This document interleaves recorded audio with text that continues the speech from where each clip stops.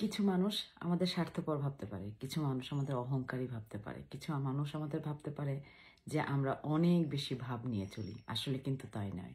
আপনাদের সাথে আমাদের সম্পর্কটা নষ্ট হওয়ার জন্য কারণ হচ্ছে আমাদের মেন্টাল স্যাটিসফ্যাকশন, মেন্টাল পিস। আপনারা এত বেশি কষ্ট দিয়েছেন, আপনারা এত বেশি আপনাদের আসল রূপটা আমাদের সামনে বারবার দেখিয়েছেন যে আপনাদের থেকে দূরত্ব রাখাই ভালো মনে হয়। আর কিছু সম্পর্ক আমরা নষ্ট করি যখন আমরা ম্যাস আপ করি, আমরা স্বার্থপরতা দেখাই, বেইমানি দেখাই। সেই মানুষগুলো দূরে সরে যায় এবং আমরা মনে করি যে আমরা খুব ভালো কিছু করেছি। কিন্তু তাদের কাছে প্রশ্ন, আত্মায় শান্তি আছে তো? মনে শান্তি আছে তো? কারো ভালো থাকা দেখে, কারো সুখে থাকা দেখে কষ্ট হচ্ছে না তো? আমরা সম্পর্ক ভাঙি সবসময় আমাদের নিজেদের স্বার্থের কারণে, কিন্তু দেখতে হবে স্বার্থটা পজিটিভ না নেগেটিভ।